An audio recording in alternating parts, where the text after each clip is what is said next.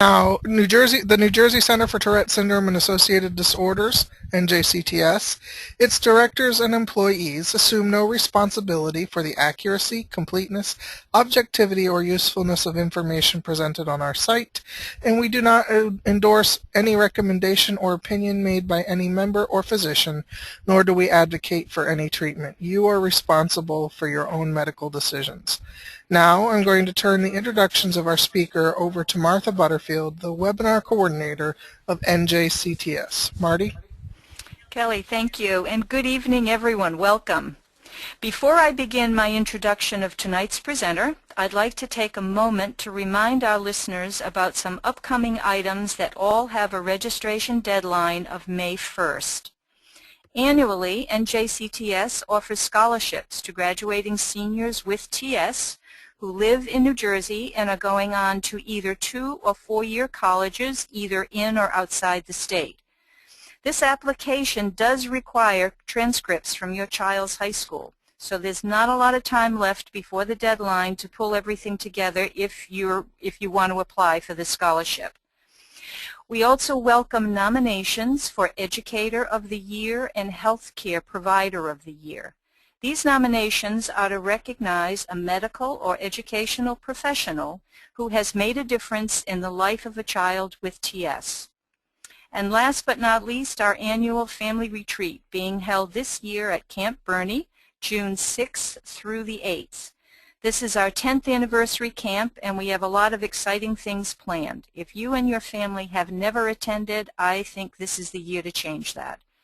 Details and registration information for all of these programs are available on our website. Now, without further delay, I'd like to introduce tonight's presenter, Dr. Cathy Budman. Dr. Budman received her undergraduate degree from Brown University and her doctorate from SUNY Buffalo. She is the director of the Movement Disorders Program in Psychiatry at North Shore LIJ Health System, and a professor of psychiatry at the Hofstra University School of Medicine. Additionally, she is a licensed family practitioner in Australia. Dr. Budman is a member of the National Tourette Syndrome Association International Consortium for Genetics, the National TSA Clinical Trials Consortium, and the Tourette Syndrome Study Group, and currently serves on the Long Island TSA and CHAD Medical Advisory Boards. She is also a clinical investigator specializing in Tourette syndrome and associated disorders. Her areas of expertise include diagnosis and treatment of explosive outbursts in children with TS and related disorders. Dr. Budman has been studying and treating adults and children with Tourette and associated disorders for over 25 years. Dr. Budman, welcome. We are delighted to have you join our webinar family, and I will now turn the presentation over to you. Thank you very much, and it's a pleasure to present to the NJC Center for Tourette webinar tonight. So tonight we're going to focus on particularly disruptive and sometimes disabling symptoms that can be encountered in some people with Tourette syndrome, and these are impulse control disorders. But before I get started, I do want to address some disclosures. I currently receive grant support from AstraZeneca, Otsuka, and Cydon Pharmaceuticals. I am currently serving on the medical advisory boards for the Long Island TSA, Long Island CHAD, and I also serve on the TSA CDC Speakers Bureau. And when I discuss any medications tonight, these will be all off-label because there actually aren't specific FDA-approved indications for most of these impulse control disorders. Okay, so let's get started. What are the common psychiatric symptoms and conditions that we see in Tourette syndrome? Well, there certainly are a number, and most of you are familiar with the top comorbidities of attention deficit hyperactivity disorder and obsessive compulsive disorder. But these are not the only comorbidities that are encountered in clinical settings. And what I like to do is really sort of divide them into these two categories. The impulse control disorders, or want-to-dos, some of my patients call them the WTDs, and the obsessive compulsive spectrum disorder symptoms, and those are the have-to-dos, or the HTDs. And this is an oversimplification, but a useful way of thinking about these symptoms that actually overlap quite a bit. Now let's get some definitions. What is impulsivity? Well, most of us are familiar with this term. All right, impulsivity is acting before thinking, rapidly reacting without consideration of the consequences of one's actions. The prototypical impulsive child is here Dennis the Menace. And as he says in this cartoon, by the time I think about what I'm going to do, I already did it. That's pretty much what happens with impulsivity. The reaction time between thinking about doing something and doing it is really almost instantaneous. Now, what is compulsivity? Well, compulsivity is different than impulsivity. It's the tendency to perform a repetitive action again and again, and really largely against one's will, with the objective of trying to reduce anxiety, to reduce an unpleasant internal or external state of being. And this is just a cartoon where you can see this band member is repetitively uttering test, test, test. It's sort of a useless compulsive behavior for him, but feels compelled to do it. Now, what are the different symptoms that we can see that exist on this spectrum from impulsive to compulsive behaviors?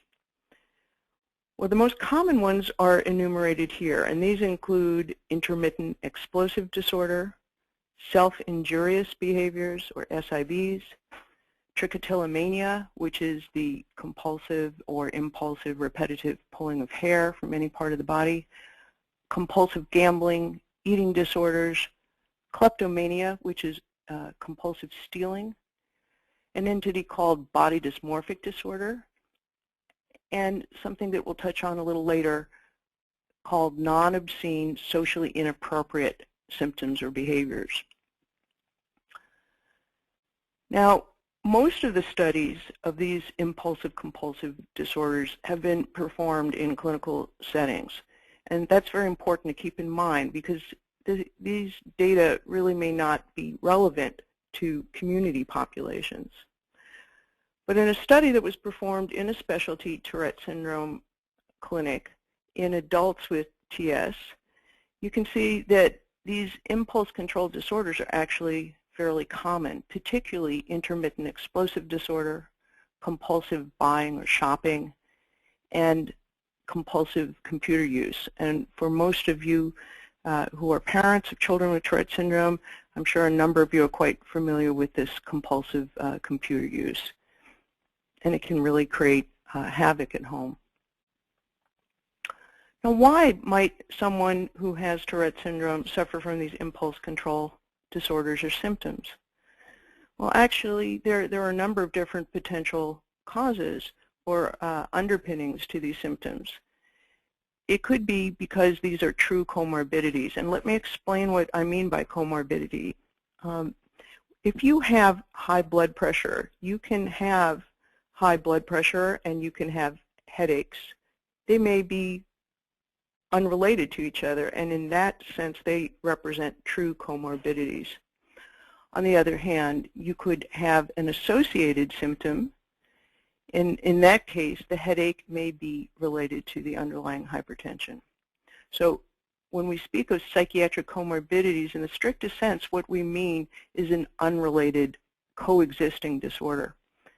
So impulse control disorders are common in the general population. They can occur in people with Tourette syndrome. But importantly, many of the medications that we use to treat Tourette syndrome and the interactions between multiple psychotropic medications can also cause some of these symptoms.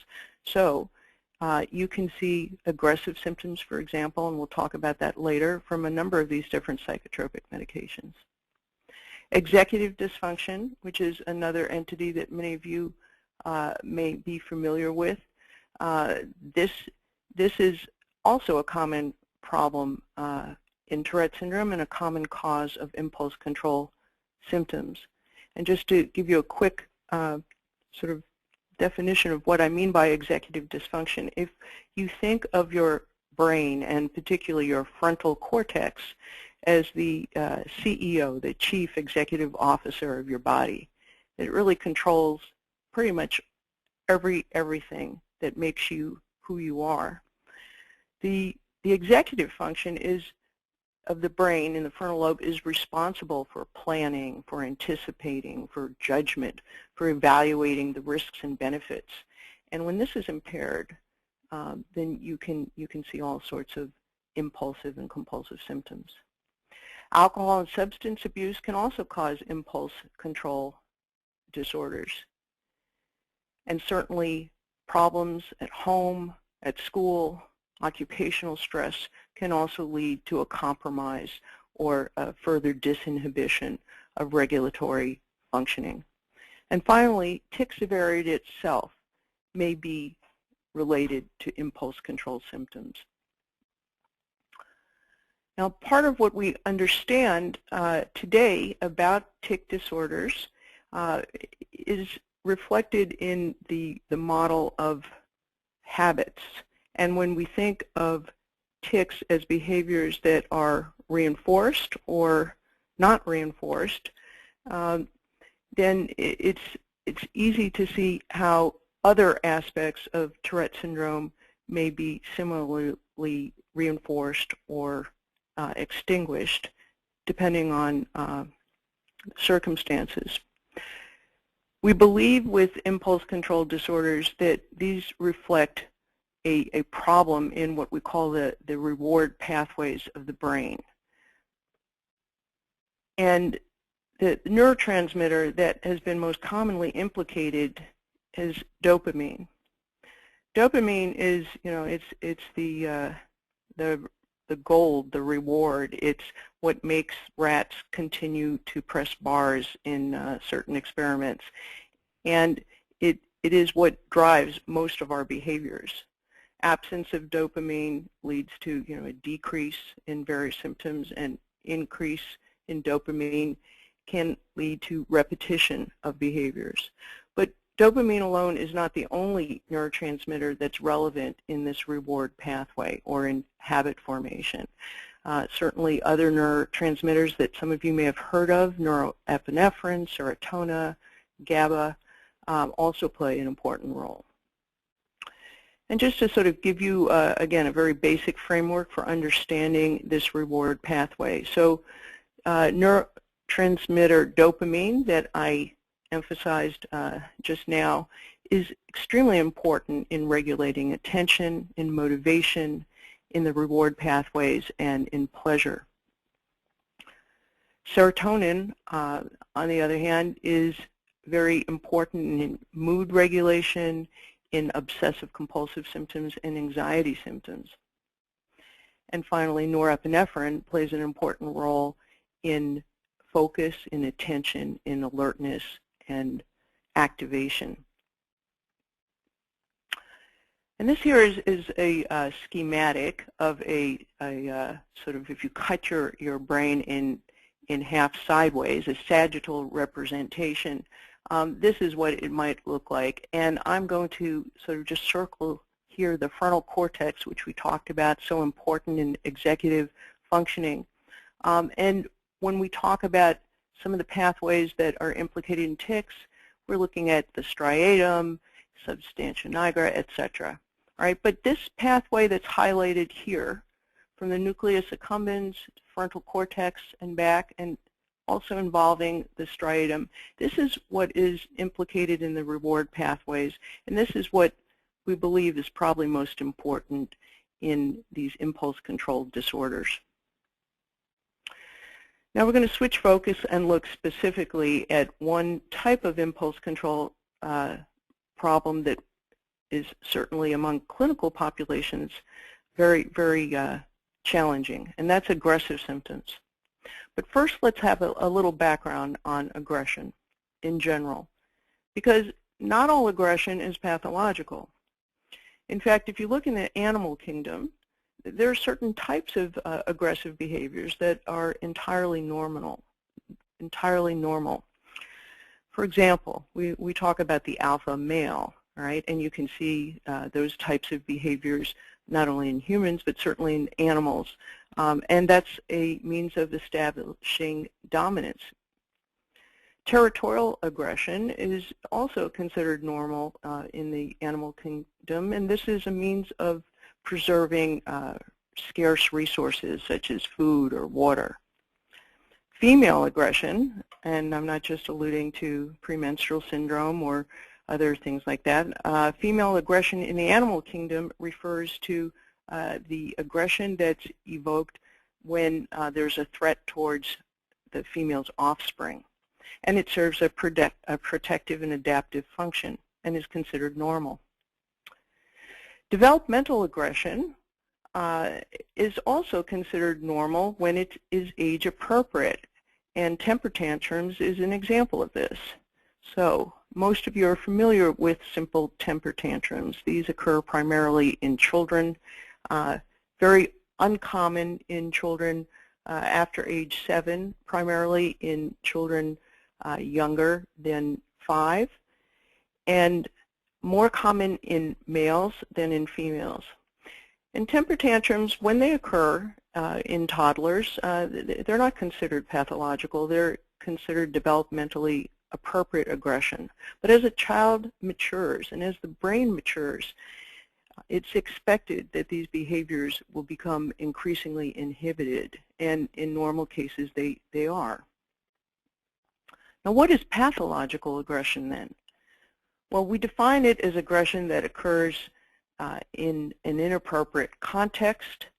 It is inappropriate and excessive in its extent, in its manifestation, in its frequency, and it's developmentally inappropriate behavior. And aggressive behaviors can be directed at loved ones. They can be directed at friends or other people, but they can also be directed at animals and at inanimate objects.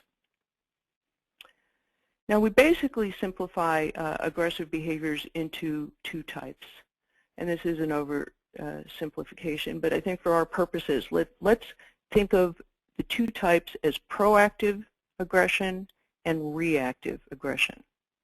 Proactive aggression, or non-impulsive predatory aggression, occurs in children. First starts at approximately age 6, and it's associated with pathological role models, unstable family settings, abuse, and other untoward stresses at home. But it can also be associated with head trauma and developmental abnormalities. Now, what's interesting about proactive aggression is that when the aggressive act is performed, the individual actually becomes calmer. So there is actually a decrease in the usual autonomic activity. The heart rate may go down, the rate of respiration or breathing may also slow. The person becomes calmed or more relaxed as they perform an aggressive action. And you can see this in certain types of bullies or bullying. You can see it in sociopaths or psychopaths. This is Hannibal Lecter, the prototype for a psychopath. And again, this type of aggression is proactive. It's usually performed with a goal in mind. It's calculated aggression. We want to distinguish this type of aggression with the more common type of aggression, reactive or impulsive aggression. Now, reactive impulsive aggression is also associated with family hardships and pathological experiences during childhood. It has an earlier onset of action, actually, than the proactive aggression. And in contrast to proactive aggression, reactive aggression is associated with an actual increase in heart rate. The pupils dilate. It's that fight or flight response. And so in the case of impulsive aggression, the individual actually becomes much more activated and agitated. They're not calm. And this is the type of aggression that we most commonly associate with rage attacks when we see these in children or adults with Tourette syndrome. And this is just a cartoon of the Hulk. And the Hulk is an example of someone who has reactive aggression. He's normally a fairly, calm and pleasant individual until he becomes angered or enraged. And then he becomes very agitated and explosive and very reactive. Now, the neurobiology of aggression involves a number of different neurotransmitters, but I will highlight that, again, dopamine plays an important role, and serotonin certainly plays a very important role as well. In fact, studies of very violent offenders have shown decreased serotonin in their cerebrospinal fluid, and in people who have suicided by violent means, they've also shown that they have decreased serotonin in their brain. But there's a number of different causes that can underlie aggressive symptoms, and these have to be excluded. So, alcohol and substance abuse, very common, medication side effects, sexual abuse or physical abuse or emotional abuse, sleep deprivation or sleep disorders, pain, and all types of other pre-existing psychopathology, which might include things like bipolar affective disorder or schizophrenia or autistic spectrum disorders, borderline personality disorders. These are other conditions that are associated with aggressive symptoms. I'd like to focus for a moment, however, on medications, because in the TS population, this is an important area that needs to be examined and excluded when you encounter aggressive symptoms. And pretty much all of the different medications that are used to treat tics or their comorbid symptoms can result in an increase or development of aggressive symptoms. So you can see a disinhibition with increased aggressiveness when children receive benzodiazepines. Most of you are familiar with the term roid rage, which results from abuse of steroids.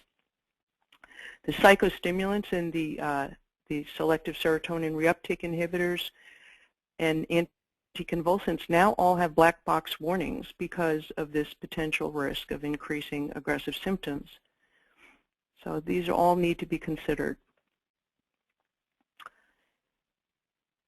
And you can see a variety of different manifestations of medication-induced aggression. So, as I mentioned, it could be disinhibition, but you can also see a sort of paradoxical reaction. So, for example, there are some children who become aggressive when they take Benadryl instead of the usually anticipated sedation. They become more activated.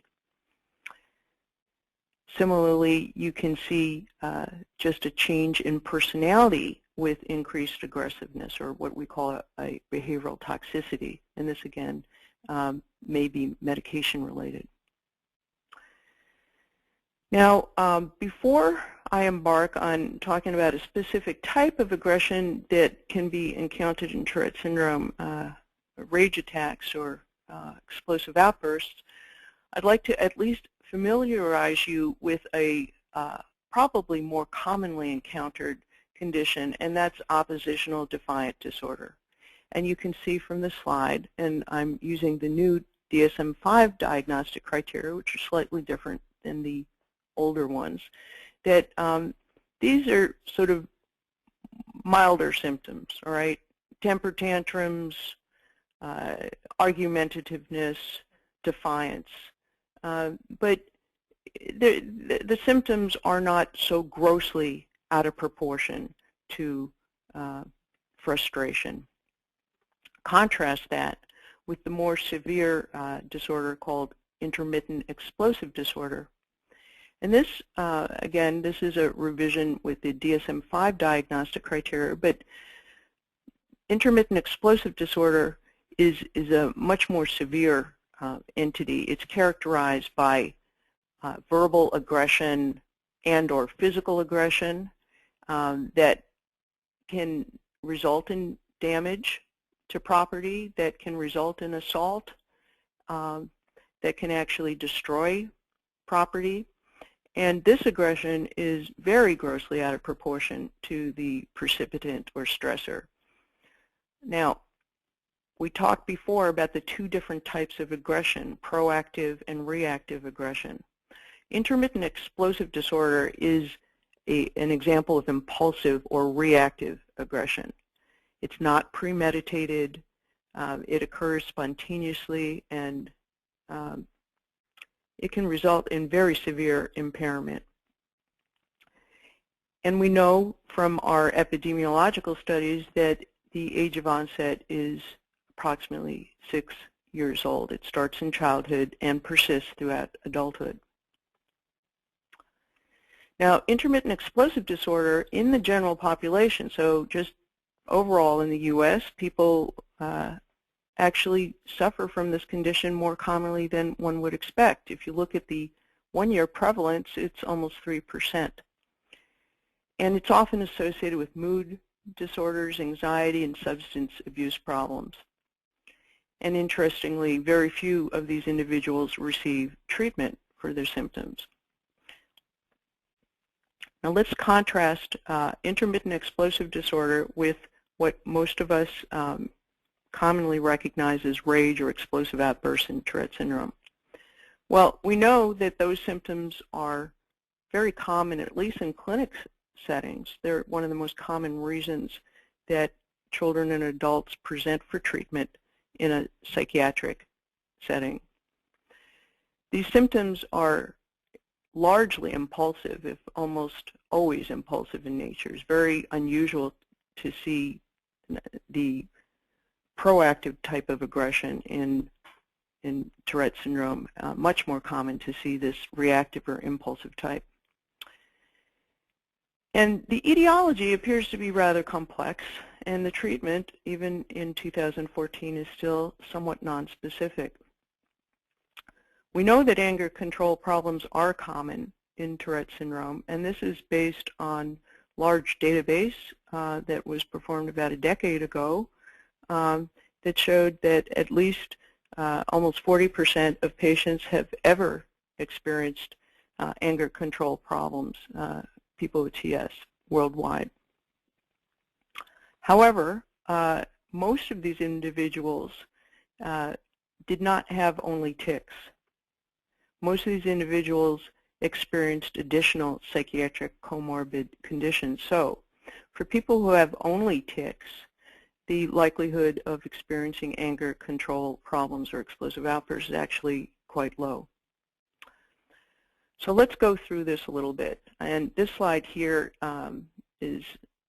exemplifies really what I used to call the sheetrock syndrome, because when these explosive outbursts occur, they often are leaving behind holes in walls, and families end up being experts at plastering because of these recurrent explosive behaviors. They're abrupt, grossly out of proportion to any provocation. The person who's experiencing the rage attack or explosive outburst describes it as uncontrollable and is usually quite upset afterwards. And these symptoms are associated with agitation, with an increase in heart rate, with an increase in motor activity, generally just revved up. So you can see the similarity with the diagnostic entity intermittent explosive disorder. Now, this was an earlier study that we performed in an attempt to sort of characterize these behaviors in children with Tourette syndrome. And we studied 48 children who were seen in a clinic setting. So again, I can't emphasize this enough, that most of these studies are performed in clinic settings, and there's a certain bias there. It may not be representative of a community setting.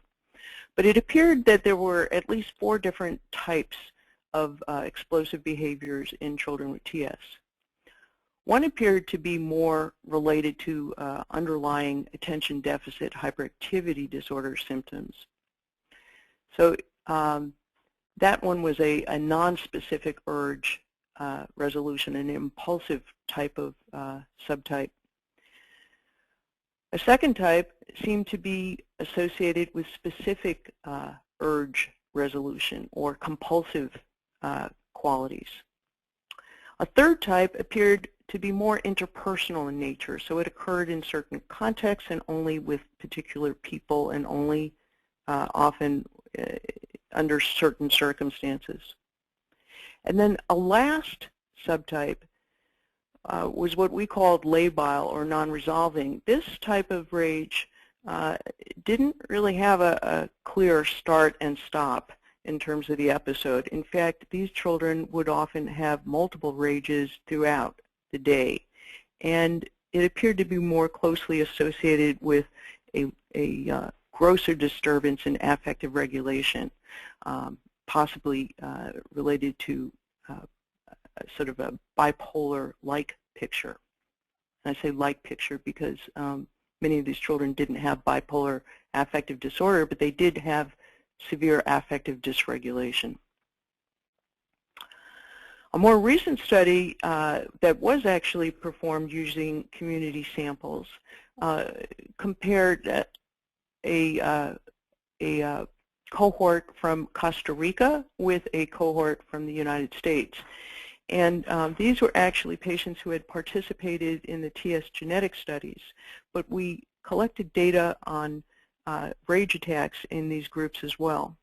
And it was interesting because we were able to demonstrate that these symptoms occurred not only in the United States but in other cultures, which we already knew from reports overseas, that in both groups, approximately 20% described experiencing explosive outbursts. In the Costa Rican sample, a lower age of onset of tics and the tic severity appeared to be associated with these symptoms, whereas in the U.S. sample, ADHD, tic severity, and prenatal nicotine exposure appeared to be related. So what can we summarize here? Well, explosive outbursts are really symptoms. They may be underlying a psychiatric condition. They may be intermittent explosive disorder. They may be due to medication side effects, but they're a symptom until the underlying cause has been identified. These symptoms may be related to tic severity, but there is data that also indicates that they are not related to tic severity. So they shouldn't be conceived of as a rage tic. That's not really what this behavior represents. These symptoms do appear to be associated with particular psychiatric comorbidities, most highly with mood disorders, obsessive-compulsive disorder, and attention deficit hyperactivity disorder. And they've also been implicated with certain environmental factors, such as bullying, and also high expressed emotion in the family. How do we evaluate these symptoms? Well, and it's important to identify the frequency of these symptoms, the severity, duration, triggers, and context. And after characterizing these symptoms at baseline, this allows us to follow their progress or hopefully their remission over time. A very careful and comprehensive evaluation is always necessary. So a neurological evaluation, a psychiatric and medical evaluation, in many cases a neuropsychological evaluation, and psychosocial assessment needs to be performed. Very careful assessment of potential Side effects from current medications or drug interactions is also needs to be performed. And finally, very, very essential that careful evaluation of family, school, work environment, social interactions be performed. And I add this because one of our recent studies that was using an online survey was looking at bullying in children with Tourette syndrome. And a surprising finding for us was that bullying, being bullied, was actually very highly correlated with explosive outbursts. And so now, whenever I see a child who presents with these symptoms, I always inquire about whether or not they're being bullied at school. Now, what is the treatment of explosive symptoms or rage in Tourette syndrome? Well, it really depends upon the cause. So these are a number of different medications that have been used. The medications that are starred are ones that have actually been studied, but none of these have been studied in truly good evidence-based experimental treatments. So most of these are based on open-label studies. Very, very minimal data available at this point that compares these medications with placebo or with each other. However, in the case of the non-pharmacologic intervention, there actually is some evidence-based data to support efficacy of interventions such as parent skills training or the anger management programs, which can be very effective for targeting aggressive outbursts and rage symptoms. And so I would urge all of you to consider these treatments first, actually, before you embark on any pharmacologic interventions, because there is very good data at the moment on the efficacy of these treatments. Now I'll mention here just quickly another impulse control disorder or impulsive compulsive disorder, trichotillomania. This can occur more commonly in patients with Tourette syndrome than in the general population. And when it does, we often treat it like a tic.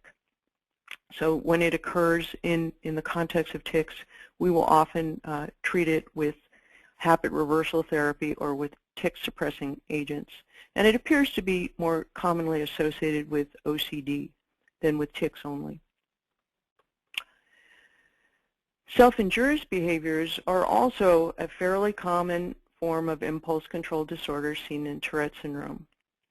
These are behaviors that can result in injury, in damage to the body or other tissues. And to contrast them with self-injurious behaviors that might be seen in psychiatric disorders like borderline personality disorder, these behaviors are not performed to alleviate an emotional distress. They're really more commonly performed impulsively or compulsively. So to sort of alleviate a discomfort, but not for the purpose of responding to emotional turmoil. And they're very often associated with other psychiatric conditions that are enumerated here. When these behaviors occur, they can, as you imagine, result in considerable morbidity. So milder self-injurious behaviors are quite common. They're often associated with obsessive-compulsive symptoms. These might include things such as picking on scabs or biting one's nails, picking on cuticles. The more serious or severe self-injurious behaviors appear to be associated with underlying mood disorders or more severe impulse control dysregulation. And these very severe self-injurious behaviors can result in punching oneself, slapping oneself, head banging, poking one's eyes, biting one's teeth, or clenching one's teeth, biting one's tongue, can really result in significant injury. So when these occur, it's incumbent to search for an underlying mood disorder. I'm going to speak briefly about what's called coprophenomena. What is coprophenomena? Well, coprophenomena is basically what we consider to be sort of socially inappropriate, often vulgar or obscene behaviors or vocalizations, communications. Coprolalia, which is certainly the most notorious symptom that has been associated with Tourette syndrome, but not necessary for the diagnosis, and certainly not the most common symptom by any means. In this large international study that was performed by Roger Freeman's group, examining 597 patients with Tourette syndrome, he found that about 19% of males and 14% of females had coprolalia, or the repetitive involuntary swearing or uttering of vulgarities. Copropraxia, which is just obscene gestures such as groping one's genitals, giving someone the finger, these symptoms were much, much less common than coprolalia.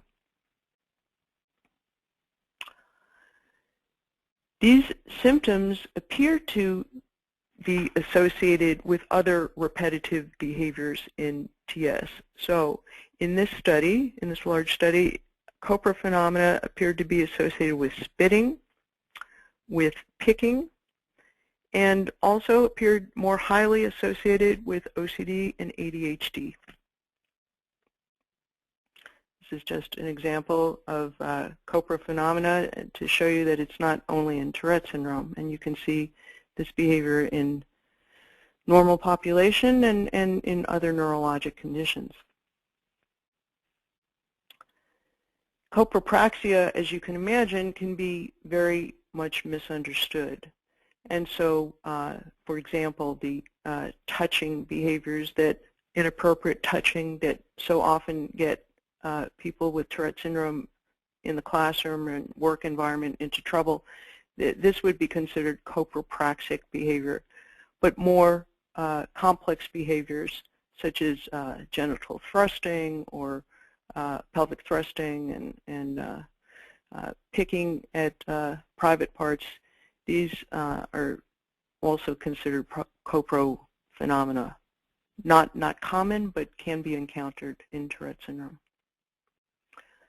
Now, in addition to the coprophenomena, there are behaviors that are termed non-obscene, complex, socially inappropriate behaviors. And this term was first coined by Roger Curlin, who studied a number of teenagers and adults in a specialty clinic for Tourette syndrome.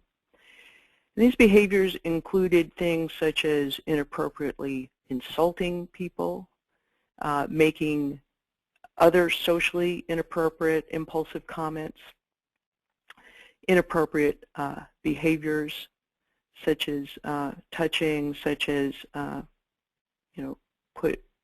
putting one's self inappropriately oriented. And these appear to be most commonly associated with ADHD and also with oppositional defiant symptoms, but also with obsessive compulsive symptoms. A more recent study that was performed on 60 adults at a specialty TS clinic found a very high prevalence of these symptoms, and they appeared to be most commonly associated with obsessions, with attentional problems, with coprolalia, and also with tic severity. And not surprisingly, when these socially inappropriate symptoms occur with TS, they further impact negatively on the quality of life. I'm going to draw your attention to this second, more recent study of these socially inappropriate symptoms that, again, was performed in 20 adults who did not have other comorbidities. These were adults who had only tics. And they were compared with 20 age-matched controls, so normal controls who did not have tics. And these two groups were contrasted on two different social judgment tasks. One task was aimed at looking at one's ability to regulate self-disclosure. A second task was aimed at assessing how the individual recognized inappropriate social behaviors in others. And interestingly, there weren't any differences between these two groups. And again, the TS group was TS only. It was not a group that had psychiatric comorbidity. There was no difference in the ratings of ability to sort of detect, recognize inappropriate self-disclosure. But there was a difference between the two groups in the performance on the what they call the faux pas test. The adults with TS only actually were less capable at recognizing inappropriate behaviors in others. And the authors concluded that there was some evidence of executive dysfunction in the domain of social recognition, of social intelligence, so to speak, in the TS only group. And this certainly is intriguing and would require some further investigation. So I'm done at this time with the formal presentation, but what I would like to do is present a somewhat typical case to the audience and sort of walk you through how one might try to understand and evaluate these impulsive control problems, in this case particularly explosive rage in a child with Tourette syndrome. So let's consider Jillian. Jillian is a 12-year-old female. She has Tourette syndrome, OCD, and ADHD. And she comes from a divorced family. Her parents share custody. She spends her weekdays and school days with her mother, and every other weekend with her father, her stepmother, and her 17-year-old stepbrother. And she is currently taking Concerta and Tuniv, and recently was started on Zoloft to target her OCD symptoms. And so up until this time, Jillian had not had any anger control problems, but for the past 4 months, she has been experiencing explosive outbursts, at least 3 to 4 per week, sometimes destroying property in her room, very inappropriate and extreme verbal outbursts with her mother. And these usually occur when her mother says no, when her mother attempts to set limits or frustrates Jillian's requests. So, what factors do we need to consider when we would evaluate someone like Jillian? Well, one of the first questions I would ask is, how often do these episodes occur? If these episodes are occurring once every 6 years, I don't know that we would necessarily make much of these symptoms, although they certainly are disconcerting. But if these episodes are occurring regularly, then that would certainly warrant clinical attention. Then we want to really characterize these symptoms. So when are these episodes occurring? What happens when these episodes occur? What happens before the episode? What, if any, triggers appear to prompt the episode? Is there any sort of pattern that can be recognized when and how these behaviors occur? And what happens after the episode terminates? How long does the episode last? And is there anything that makes it stop or anything that worsens the behavior? How does Jillian feel afterwards? Does she feel depleted? Does she feel vindicated? Does she feel activated? Does she feel remorse? Is it possible that this is a medication side effect? For example, we know that she recently started a serotonin reuptake inhibitor. We also know that she has taken a psychostimulant and she's taken an alpha agonist, and all of these medications have been associated with aggressive behaviors. What if I told you that these symptoms occurred only at dinner time? Would that maybe make you think about a withdrawal response from her psychostimulant? Could it be that she's finally relaxed from the stress she's experiencing at school, and that's resulting in her behavior? What other psychiatric comorbidities might Julian have? I mean, we know that she has ADHD and we know that she has OCD, but might she have anxiety? Might she be depressed? What other things might be going on? What if I told you that Julian has recently been excluded by her peer group and that her former group of girlfriends have recently been spreading rumors about her on the internet? That would be relevant to know about too. And lastly, we don't inquire enough really about social, emotional abuse, sexual abuse, physical abuse. Is it possible that she is being abused when she goes to visit with her 17-year-old stepbrother? Again, all of these things would have to be considered. So at this point, I will open up the discussion for questions. Okay, thank you. I had to unmute myself there for just a moment, so I'm ready to go. Thank you. That was a great presentation. Can you share anything else about Jillian? Is there a conclusion here that our audience might be interested in knowing, or is that not possible? Well, actually, Jillian is she's sort of a fabricated case, but based on a number of different real cases. And actually, I could say in this case that she was being sexually abused by her stepbrother. Oh, wow. Okay. So, and I share that because, again, it's important to look at all the different possibilities when you try to evaluate these complex symptoms. So it's very easy to say, oh, well, she has rage attacks and she has Tourette syndrome and it must be her ADHD or her OCD, but in fact, there are a number of other possibilities that have to be carefully evaluated and excluded. All right, thank you for sharing that. Okay, to Q&A. Had a couple of questions that kind of partnered up a little bit, so I'm going to kind of address both of them here. But they have to do with the impulse control, and so one question is kind of what would you expect to see, or would you expect to see impulse control in an adult, and if not, at what age would you expect to see it subside?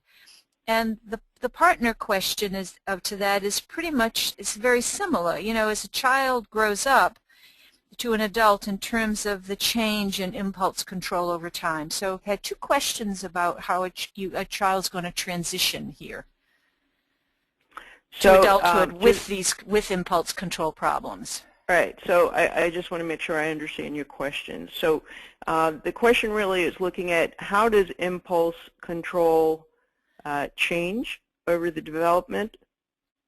Is that yes, part that of would it? be a fair interpretation Okay. of that. Yeah. And so can we expect, for example, that impulse control will improve over time? Well, specifically, let's just look in normal children.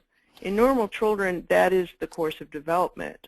You go from disinhibition to increasing regulation, so that in a toddler, having the outbursts of temper or sort of an unawareness of boundaries or behaving impulsively, that's to be expected, and that's certainly why toddlers can get hurt so easily and injured so easily. They do crawl up stairs and not know how to get down or jump off things. But as you get older and your frontal lobe matures, there is a developmental change that results in increasing capacity for self-regulation across many different areas. So attention, motor regulation, mood regulation, social awareness. All of these things become increasingly regulated with development, so that by the time one reaches young adulthood, and here I'm speaking about approximately 21 years or more, there's an expected improvement overall in terms of self-regulation. What happens in the case of Tourette syndrome?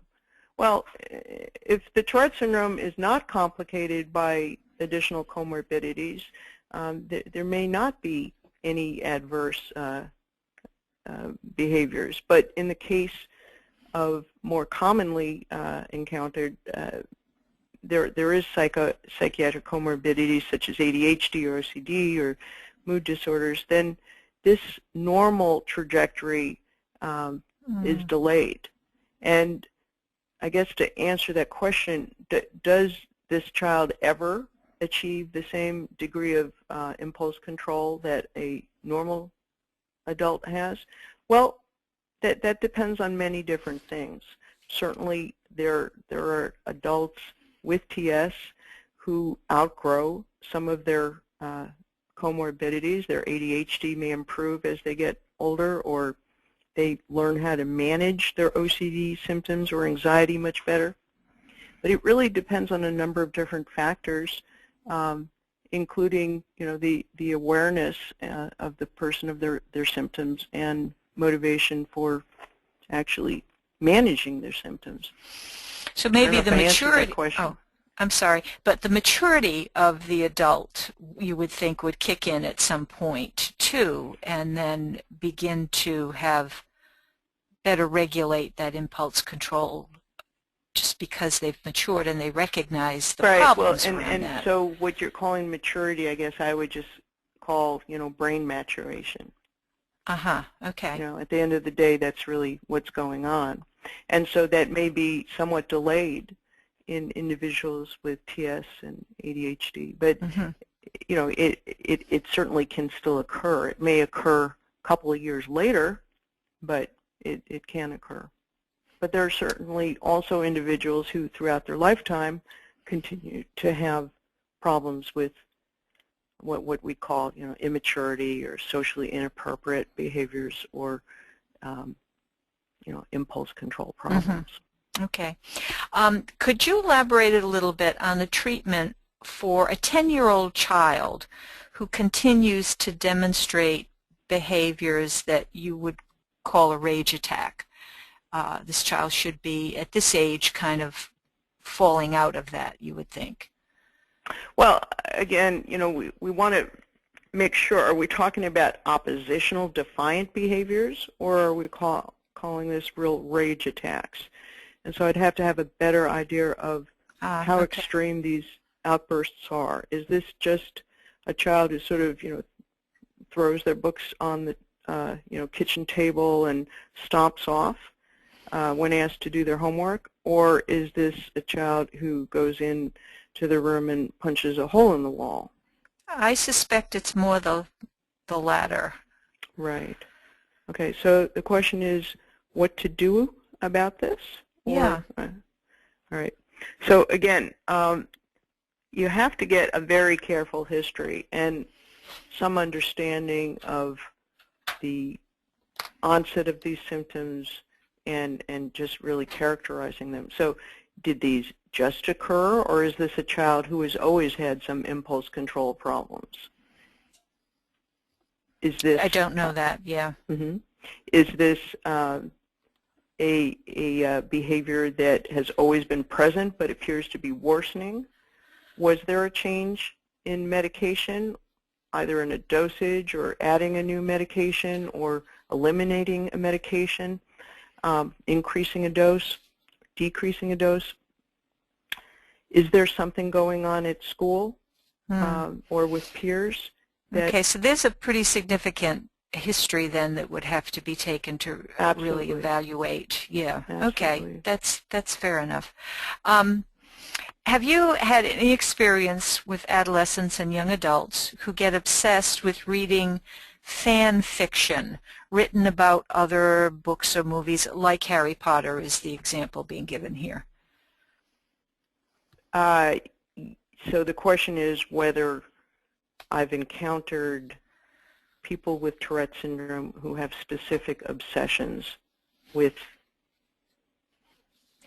well, literature, it's described as fan fiction, so I'm assuming reading stuff online or reading magazines that have to do with that provide information about books and movies, and the particular reference here was to Harry Potter. So this individual, it would seem to me, is really focused in on Harry Potter and can't get enough of him. I think is probably where that's coming from. Right. Well, I would say that, you know, you can see all different types of obsessive focuses. So it could be on comic book character, it could be on Harry Potter, it could be on, Civil War, it could be on certain, on shoes or certain fashions. I mean, there are a number of different types of obsessive interests that different people may focus on, but sure, we've seen that before. Okay, and I guess I want to know what, where is the question coming from? What is the concern, or what is the? I understand, and I don't have enough information here. The case study that you mentioned, I have a question about that. If you suspected physical or sexual abuse, how would you delicately bring that up with the family? How would you, in that study, how would something like that be handled with the family? Well, first of all, it's really incumbent upon the clinician to think about this possibility and to ask about it. And that's one of the biggest problems, because many youth and adults who have experienced not just sexual abuse, but bullying or other types of abuse are very reluctant to disclose it. So it's got to be asked about directly.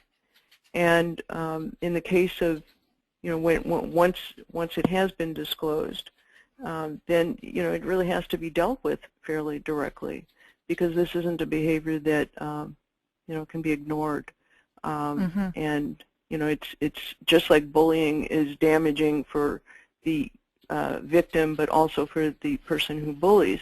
Well, that's also true for sexual abuse. It's terrible for the victim, but it's also it's bad for the person who is doing the abusing too. So. It's a situation that requires attention for everyone's benefit. Okay. You were talking about impulse control and the effect that alcohol or substance abuse, how that affects impulse control. Can it cause impulse control problems, or does it just really complicate the problem? That's a great question. Certainly anyone who is intoxicated with alcohol or with certain substance is capable of aggression and capable of disinhibition. However, the thinking is that people who already at baseline have impulse control problems are certainly going to be even more severely disinhibited when they use these substances. But these are effects that can be reproduced in other people as well. So you can get these pathological reactions to even small amounts of alcohol in certain individuals, and they can become very aggressive. Just like with Benadryl, as I said, most children may become sedated, but some children will become more aggressive. And these aren't necessarily children who are aggressive at baseline. Okay. You said something that you called, I believe you called it high expressed emotion in a family. Yeah, Yes. would you talk a little bit about what does that mean exactly? Sure, sure. So, I mean, one of the questions I thought would come up is, well, what do I do when my child is having a rage attack? Because that's a pretty important question. And I can tell you what you shouldn't do. Our studies, expressed emotion, just, it's a term that basically describes, what is the temperature of, the emotions in the household. Is this a household where people scream? Is this a household of hot tempers? Is this a household where people react quickly and forcefully? And so the higher the expressed emotion, actually the worse it is for explosive behavior. So one of the first things we recommend is you turn off the stimulation, because in the case of a child who's having explosive outbursts, they're already overstimulated. So by screaming back at the child, by following the child or adult around the house, by going into the room and trying to finish the argument or have the last word, that only makes things worse. That's like pouring kerosene on the fire. So we recommend, I always describe this to parents as it's sort of like if you remember a child as an infant, and maybe you took that infant to a party and it was just too loud and too much movement and too much light and visual stimulation. The baby's just overwhelmed and screaming. Well, what do? You don't keep the baby there. You walk into a quiet area and you allow the baby to calm down again. That's the most basic thing. You need to turn down the volume of stimulation when a child is having an explosive behavior. So this happened recently where a child told me, well, I knew I was losing it, and just as you recommended, I tried to go to my room so I could calm down, but my dad followed me up there and he kept screaming at me. Well, that's exactly what you don't want to do. So if the child is making an effort to calm down on their own and actually, to take themselves out of the explosive situation, that's a good thing. That's a behavior you want to reinforce. That's a very good point, too, because in some family situations, this idea of the child walking out or stomping out of the room or whatever is not an acceptable behavior normally, but for some kids that may be the best behavior for them to pull themselves out of that situation. And then when things are calmer, you can, then you can discuss things. I mean, there's very little that's accomplished when everybody's angry and upset. So that's not the time to try to resolve the conflict. It's really afterwards or beforehand, to sort of plan out and anticipate how you will handle things. Okay, I had a question. I think we have maybe time for two more. Can you give some examples of gnosis? Okay. An example might be a child who will walk up to a group and blurt out, "You're fat," to one of the children in the group, for example. Okay. So it's not obscene, but it's socially inappropriate. Inappropriate, right? Or, so, it's a disinhibition. It could be, in some cases, something that any of us might think, and our frontal lobes, or the executive functioning parts of our brain, would say, consider the consequences. Maybe this wouldn't be a good idea. Maybe the rest of the kids in the group are going to think I'm not a very nice person, or I'm weird. But the comment is blurted out, or the behavior is performed with instantaneously and no prior thought of the consequences. Okay, that's a good example. And I have one more question, and I don't know if this is something you care to comment on, so you can, choose not to. But we have a question about the relationship of strep infections and allergies on worsening of tick symptoms in a child with TS. Oh, okay. Well, that's do a you little want bit of a me hot to... topic. I wasn't sure if that was Yeah, something. it's not really relevant to what I spoke about tonight, but only to the extent that for those people who believe in the PANDAS hypothesis, meaning that in certain number of children with tic disorders and other conditions like ADHD or eating disorders, they might, obsessive compulsive symptoms, they might have some relationship to post-streptococcal infection.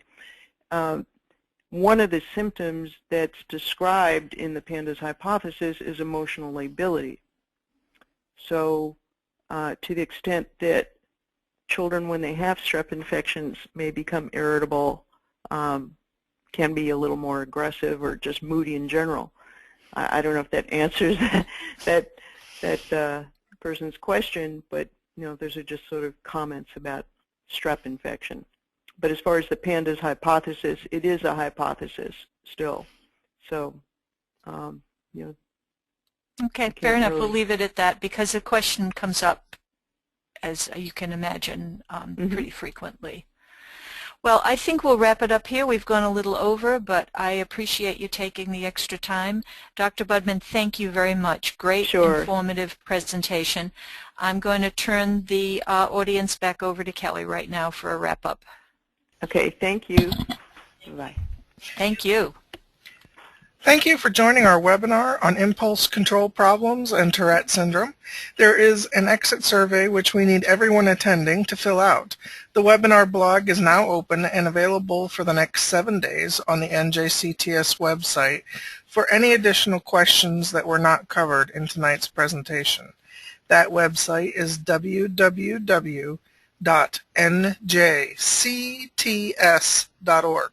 Also, an archived version of this, or archived recording of tonight's presentation, will be posted to the website. Our next presentation, Tourette Syndrome and Developmental Disabilities, presented by Dr. Lawrence Brown, is scheduled for April 26, 2014. This ends tonight's webinar. Thank you, Dr. Budman, for your presentation, and thank you, everyone, for attending. Good night.